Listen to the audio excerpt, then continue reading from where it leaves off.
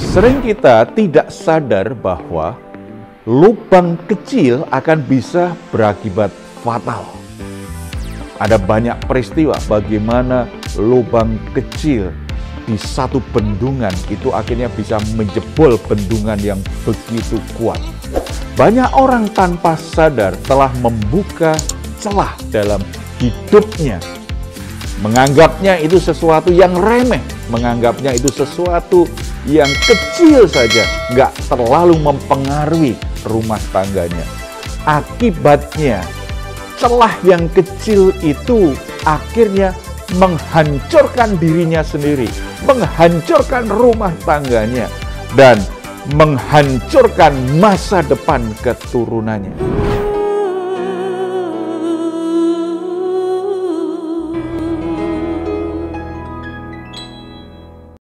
Salam, God Lover yang dikasihi oleh Tuhan Yesus. Senang boleh kembali bersama saudara semua dalam program Raise and God malam hari ini bersama dengan Diaspora TV.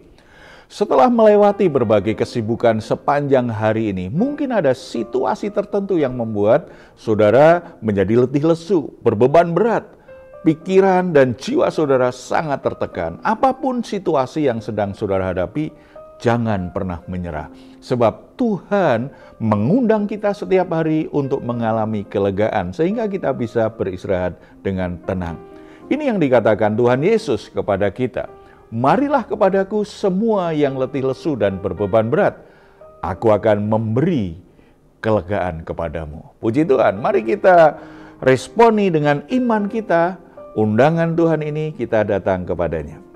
Bapa di surga, kami bersyukur, kami bersukacita. Anugerah-Mu tidak pernah berkurang dalam hidup kami. Engkau mengundang kami setiap hari untuk mengalami kelegaan. Saat ini kami hampiri Engkau dengan darah Yesus Kristus. Kami membawa semua pergumulan kami, hal-hal yang membuat jiwa kami menjadi tertekan. Kami sangat percaya bahwa firman-Mu benar adanya. Tuhan akan memberi kami kelegaan sehingga hati kami menjadi tenang, pikiran kami menjadi tenang. Bahkan Tuhan akan membuka jalan keluar yang terbaik. Kuasa-Mu bekerja, masalah kami akan terselesaikan satu persatu. Terima kasih Bapa. Terpuji nama-Mu. Kami siap mendengar firman-Mu saat ini. Berbicaralah kepada kami, Bapa, dalam nama Tuhan Yesus. Amin. Sering kita tidak sadar bahwa lubang kecil akan bisa berakibat fatal. Ada banyak peristiwa bagaimana lubang kecil di satu bendungan itu akhirnya bisa menjebol bendungan yang begitu kuat. Banyak orang tanpa sadar telah membuka celah dalam hidupnya. Menganggapnya itu sesuatu yang remeh, menganggapnya itu sesuatu yang kecil saja, nggak terlalu mempengaruhi rumah tangganya. Akibatnya, celah yang kecil itu akhirnya menghancurkan dirinya sendiri, menghancurkan rumah tangganya, dan menghancurkan masa depan keturunannya. Hal seperti ini yang dilakukan oleh Daud dalam kehidupannya, sebagaimana ditulis di 1 Tawarikh pasal 20 ayat 1-3. Daud telah membuka celah bagi kehancuran hidupnya sendiri dan keluarganya. Celah apa saja yang perlu kita perhatikan dari Daud supaya kita bisa belajar menjadi lebih bijaksana dan tidak mengulangi kesalahan Daud. Kita akan perhatikan dulu nas Alkitab kita. Kita baca ayat 1-3. Pada pergantian tahun, pada waktu raja-raja biasanya maju berperang, maka Yoab membawa keluar bala tentaranya, lalu ia memusnahkan negeri Bani Amon. Kemudian ia maju dan mengepung kota Raba. Sedang Daud sendiri tinggal di Yerusalem. Yoab memukul kalah Raba dan meruntuhkannya. Ayat 2, sesudah itu Daud mengambil mahkota dari kepala raja mereka, beratnya ternyata setalenta emas, bertahtakan sebuah batu permata yang mahal. dan itu dikenakan pada kepala Daud. Juga diangkutnya banyak sekali jarahan dari kota itu. Penduduk kota itu diangkutnya dan dipaksanya bekerja dengan gergaji, penggerek besi, dan kapak. Demikianlah juga diperlakukan Daud segala kota Bani Amon. Sesudah itu pulanglah Daud dengan seluruh tentara ke Yerusalem. Celah apa saja sih dari apa yang kita baca tadi? Kita menemukan celah yang ternyata menjebak Daud dan itu mengakibatkan kerusakan dalam hidupnya maupun keluarganya. Yang pertama, hidup dikuasai zona kenyamanan. Kemenangan demi kemenangan yang dialami oleh Daud, itu membuat Daud akhirnya hidup dalam zona kenyamanan. Sehingga dia mulai kehilangan tujuan hidupnya yang sesungguhnya. Mengapa Tuhan memilih dia menjadi raja? Itulah sebabnya Daud kemudian memilih menyerahkan seluruh urusan peperangan kepada panglimanya yang bernama Yoab. Dan dia hanya mau menikmati kesenangan saja, menikmati hasilnya saja, tanpa harus berjerih lelah untuk ikut maju berperang. Saudara-saudara, berhati-hatilah dengan zona kenyamanan ketika saudara mulai berhasil, ketika saudara mulai diberkati oleh Tuhan lebih banyak. Itu bisa saja membuat saudara akhirnya terbuai, menjadi tidak awas, tidak waspada, kehilangan fokus dalam hidup ini. Sepertinya menikmati berkat, menikmati kesenangan itu menjadi tujuan hidup. Ini berbahaya. Dan itu bisa menjadi celah bagi masuknya masalah yang mungkin awal-awal kita tidak sadari. Tetapi celah itu bisa membuat masalah masuk dalam hidup kita, masuk dalam rumah tangga kita. Cepat atau lambat akhirnya itu menjebol kekuatan iman kita, menjebol kekuatan rumah tangga kita. Bukankah di tengah-tengah kenyamanan ada banyak orang jatuh dalam berbagai kesulitan? Tidak hanya Daud, ada begitu kisah raja-raja yang ditulis di Perjanjian Lama. Mereka jatuh ketika mereka sudah mulai nyaman dengan hidupnya. Demikian juga di masa kini.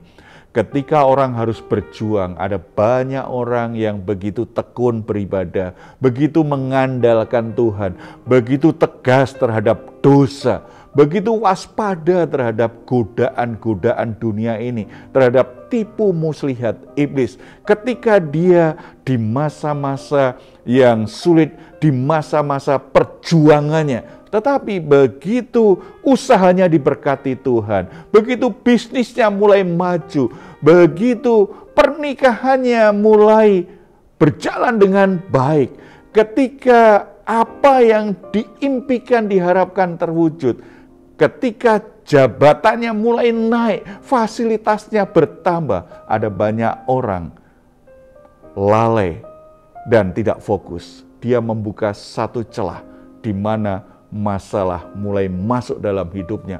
Makin lama, masalah itu menjadi semakin besar dan merusak kehidupan banyak orang. Kita harus waspada dan tetap fokus pada tujuan.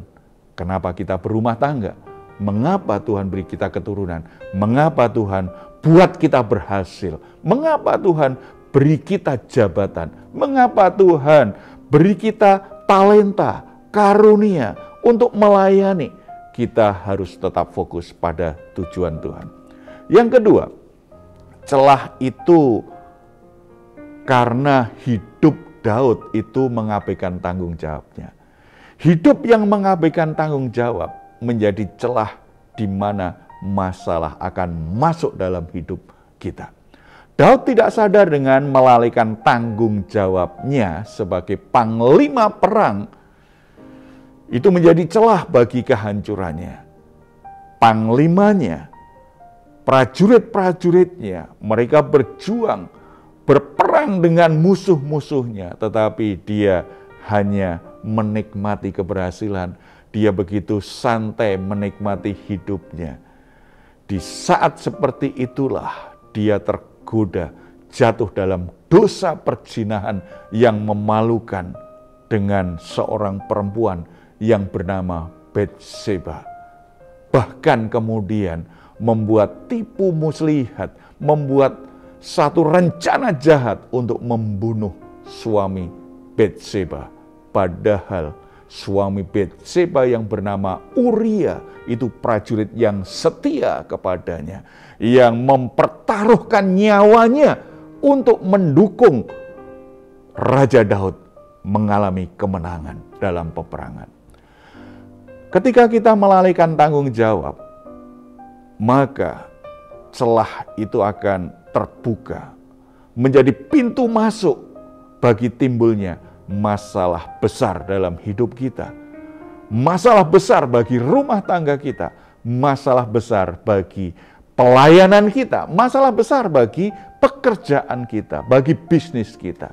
Oleh sebab itu jangan menganggap sepele celah sekecil apapun. Dengan cara saudara ambil tanggung jawabmu dengan baik, penuhi tanggung jawabmu dengan baik, jangan melalaikannya.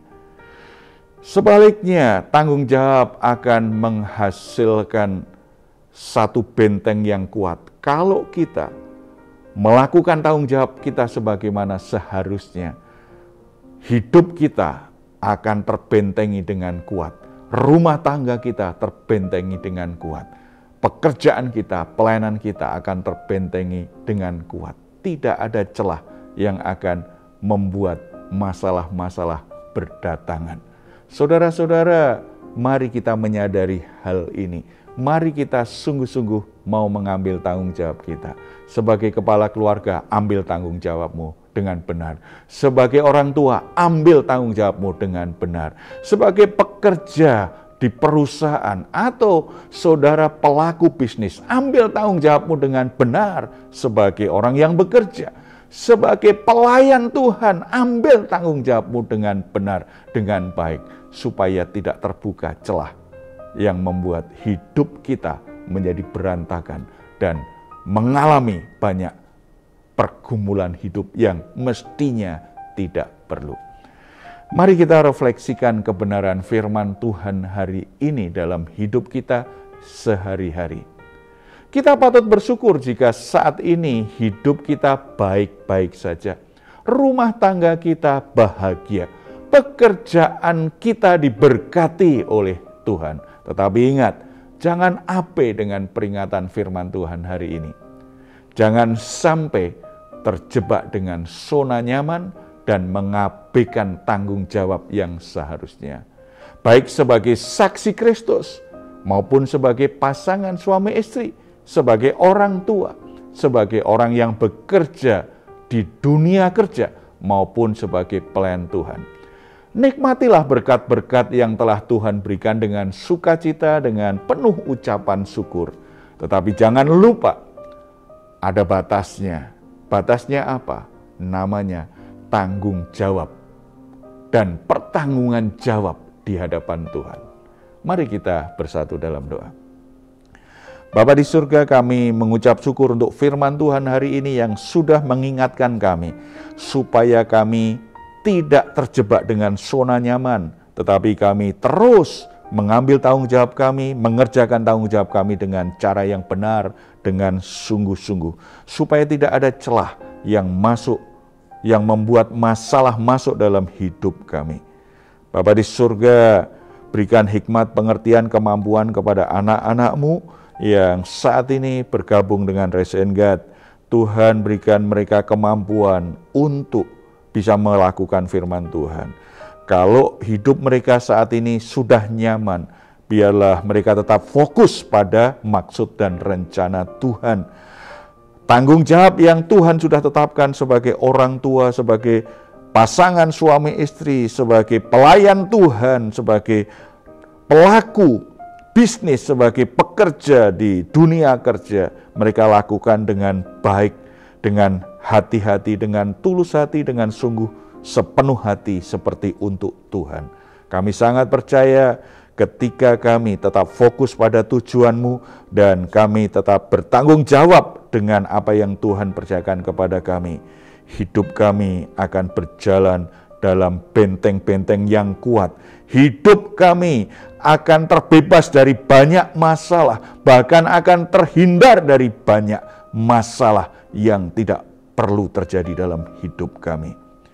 Dan kalau saat ini ada di antara kami mengalami masalah akibat kami terjebak dengan zona nyaman dan tidak mengambil tanggung jawab dengan baik, anugerah-Mu, belas kasihan-Mu Tuhan berikan, supaya mereka sungguh-sungguh bisa mengalami pertobatan dan memperbaiki hal yang semestinya. Tuhan pulihkan keadaan mereka. Tuhan kembalikan apa yang selama ini hilang dalam hidup mereka. Lewat apa yang Tuhan kerjakan, nama Tuhan semakin dipuji, dimuliakan. Terpuji nama-Mu Bapa, dalam nama Tuhan Yesus. Amin. Jika saat ini saudara atau keluarga sedang mengalami pergumulan dan membutuhkan dukungan doa, di layar saudara ada nomor telepon yang bisa saudara hubungi. Tim doa kami akan mendoakan saudara semuanya. Silahkan juga jika saudara ingin memberikan komentar, tuliskan komentar saudara di ruang komentar yang ada di channel Diaspora TV. Baik saudara, sebelum kita berpisah, mari kita memperkatakan bersama-sama Mazmur 4 ayat 8-9.